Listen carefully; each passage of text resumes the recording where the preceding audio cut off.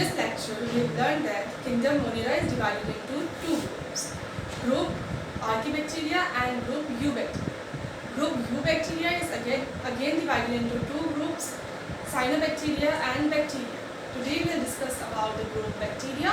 Bacteria group में organisms आते हैं जो सिमिलर होते हैं ट्रू बैक्टीरिया की, उसी ग्रुप के अंदर आ रहे हैं ट्रू बैक्टीरिया यानी यू बैक्टीरिया के अंदर ही आ रहा है ग्रुप बैक्टीरिया।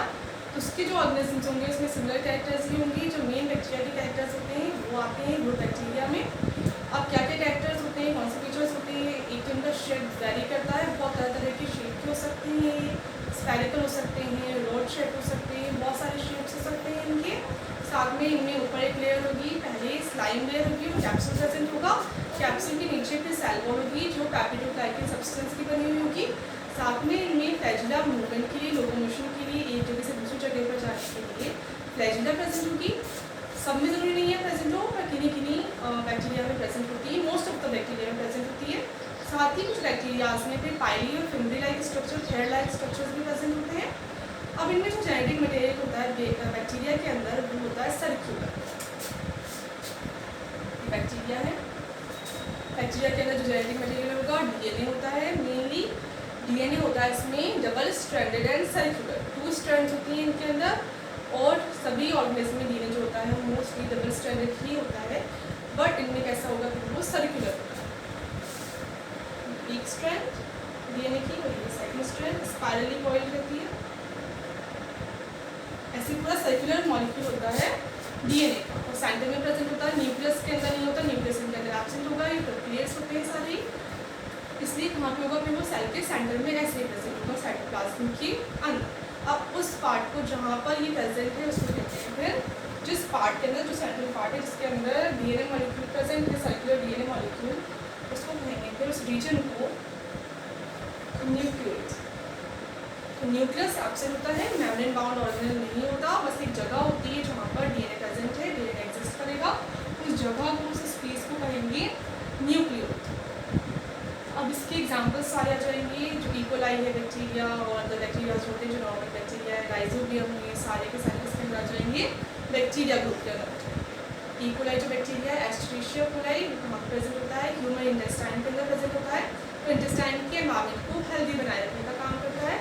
सेकंड जो बैक्टीरिया है एग्जांपल राइजोबियम, राइजोबियम कहाँ पे प्रेजेंट होंगे, जो लेग्यूमिनस फैमिली के जो प्लांट्स होते हैं, लेग्यूमिनस फैमिली है, ग्रुप है प्लांट्स का, लाइक पी है, बीन्स हैं, उस ग्रुप में आते हैं, इनकी जो रूट्स होती हैं, रूट्स के अंदर प्रेजेंट होते हैं बैक्टीरिया राइजोबियम।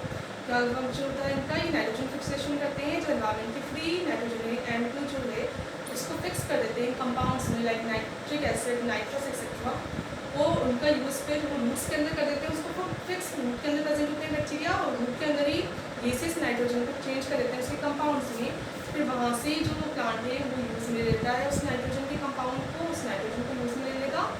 साथ ही इससे किसको बेनिफिट भी हो रहा है, प्लांट को तो बेनिफिट हो ही रहा है राइजोबियम की एग्जिस्टेंस से, साथ में जो राइजोबियम बैक्टीरिया है उसको भी बेनिफिट होता है, उसको रहने के लिए जगह मिल जाती है, रूट में रहता है प्लांट की, और साथ में उसको प्रोटेक्शन मिल जाता है, प्रोटेक्टेड रहता है रूट के अंदर, और साथ में जो रूट अब्जॉर्ब करती है मिनरल्स को और वाटर को, वो भी उसको राइजोबियम बैक्टीरिया को ईजिली अवेलेबल हो जाता है। तो दोनों जो है बैक्टीरिया एंड रूट या जो प्लांट है लेग्यूमिनस प्लांट, वो साथ साथ में रहते हैं, जिससे दोनों को ही बेनिफिट होता है, प्लांट को भी बेनिफिट हो रहा है और जो बैक्टीरिया है उसे भी बेनिफिट होता है। ऐसे रिलेशनशिप को जहाँ पे दो ऑर्गेनिज्म एक दूसरे के बेनिफिट के लिए क्या करते हैं, एक साथ में रहते हैं लाइफ टाइम, उस रिलेशनशिप को कहते हैं सिम्बायोटिक रिलेशनशिप, और ऐसे ऑर्गेनिज्म को कहते हैं सिम्बायोस। कैसे होते हैं, सिम्बायोट्स होते हैं, सिम्बायोटिक रिलेशनशिप शो करते हैं राइजोबियम बैक्टीरिया लेग्यूमिनस प्लांट्स के साथ। ये थे बैक्टीरिया। अब बैक्टीरिया जो होते हैं सारा जो ग्रुप है मोनेरा ग्रुप की जो ऑर्गेनिजम्स होते हैं वो रिप्रोडक्शन कैसे करेंगे, रिप्रोडक्शन का मेथड क्या होता है मोनेरा किंगडम का, इसमें मेनली जो होता है रिप्रोडक्शन वो होता है असेक्सुअल रिप्रोडक्शन। असेक्सुअल रिप्रोडक्शन में क्या होगा, बाइनरी फ्यूजन का मेथड होगा। बाइनरी फ्यूजन में एक जो बैक्टीरिया है, एक बैक्टीरिया की सेल डिवाइड हो जाएगी और कितने बैक्टीरिया फॉर्म होंगे, फिर 2 बैक्टीरिया फॉर्म हो जाएंगे। बैक्टीरिया एक क्या करेगा, इसका पहले तो डीएनए कॉपी बना लेगा अपनी, एक डीएनए है, एक डीएनए के मॉलिक्यूल से कितने डीएनए के मॉलिक्यूल फॉर्म हो जाएंगे, 2 मॉलिक्यूल। अब ये क्या करेगा, बीच में से डिवाइड हो जाएगा और कितने बैक्टीरिया प्रोड्यूस कर देगा, 2 बैक्टीरिया प्रोड्यूस कर देगा, एक डीएनए की कॉपी जाएगी, दूसरे डीएनए की कॉपी दूसरे बैक्टीरिया में जाएगी। ये मेथड होता है जिसमें एक सेल डिवाइड होकर 2 सेल्स प्रोड्यूस करती है, इसको कहते हैं बाइनरी फ्यूजन। इसका मेथड है ये असेक्सुअल रिप्रोडक्शन का मेथड है। अब इसमें जेनेटिक मटेरियल एक ही पैरेंट पर जा रहा है, तो जो दो डॉटर बनेंगे बैक्टीरिया वो सिमिलर होंगे, एग्जैक्टली सेम होंगे, कॉपी होंगे किसकी अपने पैरेंट में जैसे कैरेक्टर होंगे, कैसे कैरेक्टर होंगे जो इनके पैरेंट के अंदर कैरेक्टर थे वही कैरेक्टर के अंदर भी प्रेजेंट होंगे, सेम कैरेक्टर्स। फर्स्ट जो मेजर मेथड है रिप्रोडक्शन का असेक्सुअल मेथड है, इसके थ्रू होगा बाइनरी फ्यूजन के थ्रू होगा। साथ में इनमें जब एडवर्स कंडीशन होती है, कंडीशन ज़्यादा फेवरेबल नहीं होती, अनफेवरेबल कंडीशन होती हैं, एनवायरमेंट अच्छा नहीं मिल रहा, उनको फूड प्रॉपर नहीं मिल रहा, तब फिर वो क्या करते हैं किसके थ्रू रिड्यूस करेंगे कि बाइनरी फ्यूजन नहीं करेंगे, वो फिर करेंगे स्पोर फॉर्मेशन। असेक्सुअल मेथड ही है, इसके अंदर क्या होगा स्पोर प्रोड्यूस करेंगे या अपनी बॉडी के अंदर क्या बना लेंगे स्पोर्स बना लेंगे, फिर इनकी बॉडी बर्स्ट हो जाएगी, स्पोर्स रिलीज हो जाएगी, फिर हर स्पोर एक नया बैक्टीरिया जब फेवरेबल कंडीशन हो जाएगी तब हर स्पोर फिर नया बैक्टीरिया बना लेगा, डेवलप हो जाएगा और नया बैक्टीरिया बनेगा। सेकेंड मेथड है जो एडवर्स कंडीशन में होता है, अनफेवरेबल कंडीशन में होता है, that is spore formation. Next इनमें एक और मैकेनिज्म प्रेजेंट होता है जिसको कंसिडर करते हैं कि वो कैसा है, सेक्सुअल रिप्रोडक्शन के जैसा ही है। मेन सेक्सुअल रिप्रोडक्शन नहीं है वो, क्योंकि क्या होता है सेक्सुअल रिप्रोडक्शन में गैमेट फॉर्मेशन होता है, मेल गैमेट प्रोड्यूस करते हैं, फीमेल गैमेट्स प्रोड्यूस करती हैं और दोनों में फ्यूजन हो जाता है और फ्यूजन से फिर जाइगोट फॉर्म होता है, जाइगोट आगे जाके डेवलप होता है और न्यू इंडिविजुअल फॉर्म कर देता है जिसमें मिक्स्ड कैरेक्टर्स आते हैं दोनों पेरेंट्स। अब इनमें वैसा प्रोसेस तो नहीं होता, फिर भी एक प्रोसेस प्रेजेंट होता है कॉन्जुगेशन का, जिसको साइंटिस्ट कहते हैं इसके सिमिलर है, सेक्सुअल रिप्रोडक्शन के सिमिलर है।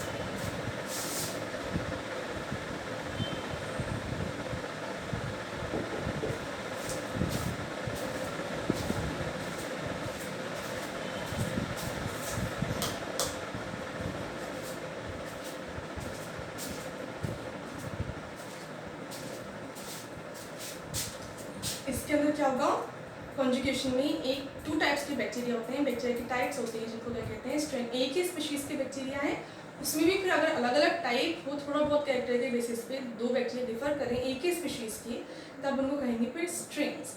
बैक्टीरिया की 2 स्ट्रेन्स होती हैं,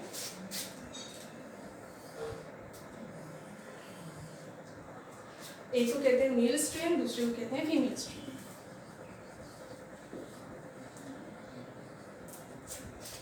अब इसमें क्या होगा कॉन्जुगेशन के प्रोसेस में इसका मेल का जो जेनेटिक मटेरियल है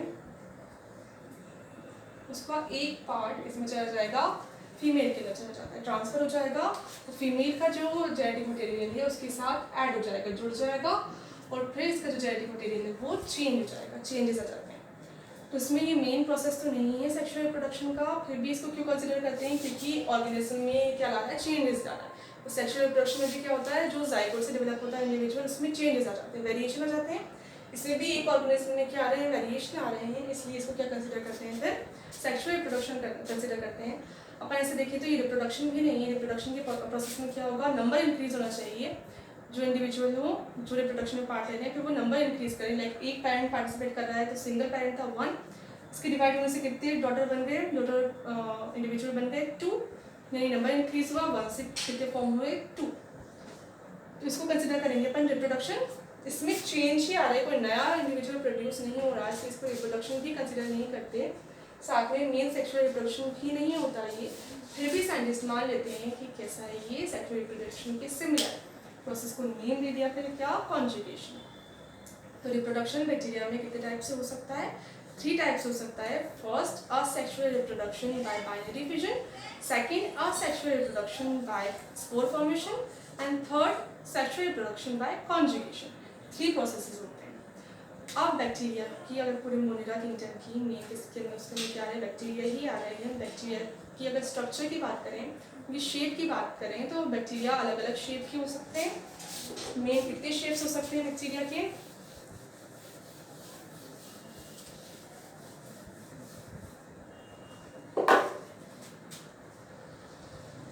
4 शेप्स में प्रेजेंट हो सकता है बैक्टीरिया, अलग अलग तरह की शेप हो सकती है बैक्टीरिया की।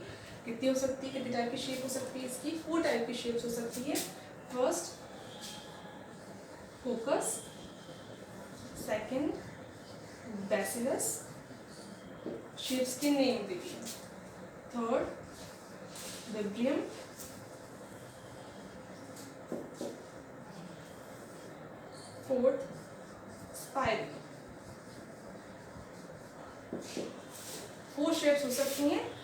अब कोकस शेप कैसे होती है? कोकस शेप जिन बैक्टीरिया के लिए होती है वो सर्कुलर होते हैं, स्फेरिकल होते हैं। अगर कोई बैक्टीरिया किस शेप का है? स्फेरिकल शेप का है, ये कहते हैं बैक्टीरिया है, ग्रुप नहीं है, ये एक बैक्टीरिया, दूसरा बैक्टीरिया, तीसरा बैक्टीरिया। अगर बैक्टीरिया किस शेप के हैं? स्फेरिकल शेप के हैं, तब उन बैक्टीरिया को क्या कहेंगे? कोकस बैक्टीरिया। अगर प्लूरल अपन कहें इनको, ज़्यादा बैक्टीरिया है, प्लूरल टर्म में यूज़ करें इसको, तो कोकस का प्लूरल होगा कोकाई।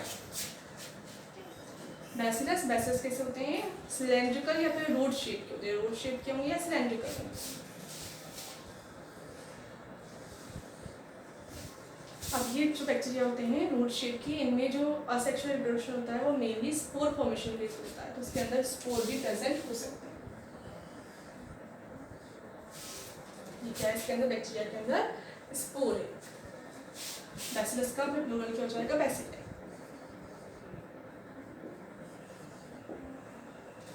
ऐसे विब्रियम, विब्रियम कैसे होंगे? Coma shape. कोमा शेप के बैक्टीरिया को कनेक्ट क्या कहेंगे? विब्रियम। इस शेप के बैक्टीरिया, इसका प्लूरल है विब्रियो।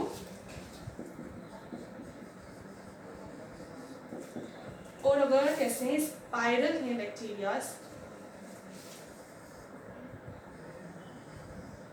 स्पाइरल बैक्टीरिया को कहेंगे फिर स्पाइरल। स्पाइरल जो बैक्टीरिया होते हैं मेनली उनके अंदर फ्लैजिला प्रेजेंट होती है। फ्लैजिला क्या होगी?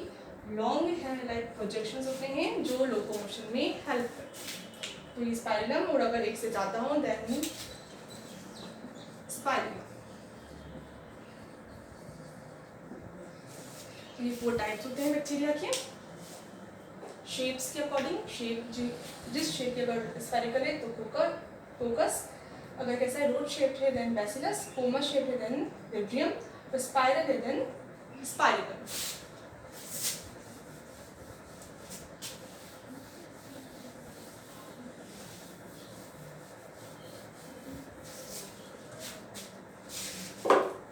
अब अपन क्या कह रहे हैं? मोनिरा जो किंगडम है उसके अंदर कौन आ रहे हैं? बैक्टीरिया ही आ रहे हैं। और बैक्टीरिया क्या होते हैं? सिंपलेस्ट ऑर्गेनिजम्स होते हैं, पर इनसे भी सिंपल एक ऑर्गेनिज्म होता है जिसको बैक्टीरिया कंसिडर नहीं करते क्योंकि इसके ऊपर सेल वॉल एब्सेंट होती है। जो बैक्टीरिया होते हैं, बैक्टीरिया का मेन फीचर क्या है? इनके अंदर सेल वॉल प्रेजेंट है, प्रोकैरियोटिक है, यूनिसेल्युलर है।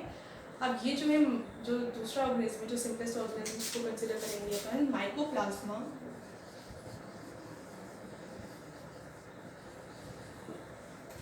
माइकोप्लाज्मा भी कैसे होते हैं? प्रोकैरियोटिक होते हैं, यूनिसेल्युलर होते हैं, बट इनमें सेल वॉल एब्सेंट होती है। सेल वॉल एब्सेंट होगी तो फिर इनका जो शेप है वो चेंज होता रहता है, शेप चेंज कर सकते हैं ये अपना, सिर्फ सेल मेम्ब्रेन प्रेजेंट है। सेल मेम्ब्रेन रिजिड नहीं होती, हार्ड नहीं होती, तो वो अकॉर्डिंगली शेप को चेंज कर सकते हैं। सेल वॉल कैसी होती है? रिजिड होती है, तो बैक्टीरिया अपनी शेप को चेंज नहीं कर सकते। उनका फिक्स, अगर स्फेरिकल शेप है तो स्फेरिकल ही रहेगा, रोड शेप है तो रोड ही रहेगा। अब इनका शेप क्या होता है? माइकोप्लाज्मा का चेंज हो सकता है क्योंकि इनके ऊपर सेल वॉल एब्सेंट होती है। और क्या होते हैं? ये स्मॉलेस्ट ऑर्गेनिज्म है जो अर्थ पर प्रेजेंट है, बैक्टीरिया नहीं है। स्मॉलेस्ट कौन से हैं? माइकोप्लाज्मा। माइकोप्लाज्मा भी कैसे होते हैं? माइक्रोस्कोपिक ही होंगे, अगर छोटे हैं तो नेकेड आइज से अपन इसको नहीं देख सकते। कैसी कंडीशन में भी रह सकते हैं? ये ऑक्सीजन की एब्सेंट में भी सर्वाइव कर सकते हैं। और मेनली कैसे होते हैं? ये मोस्टली पैथोजेंस होते हैं जो डिजीज़ कॉज करते हैं ह्यूमंस में, एनिमल्स में एंड प्लांट्स में। अब ह्यूमंस में कौन सी डिजीज़ कॉज करते हैं? ये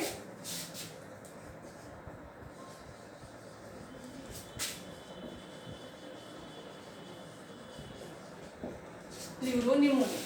माइकोप्लाज्मा का एग्जाम्पल है प्लूरोनिमोनिया लाइक ऑर्गेनिज्म। पूरा नाम है किसका? माइकोप्लाज्मा के एक ऑर्गेनिज्म का, एक एग्जाम्पल का।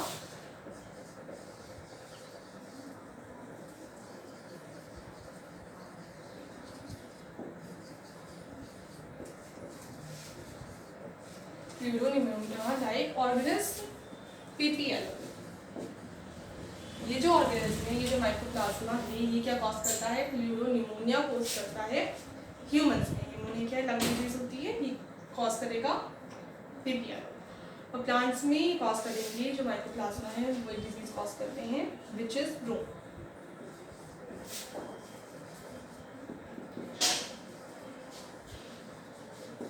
तो जो माइकोप्लाज्मा होते हैं वो मेनली कैसे होते हैं? डिजीज कॉज होते हैं, डिजीज कॉज करते हैं बहुत से अदर ऑर्गेनिजम्स में।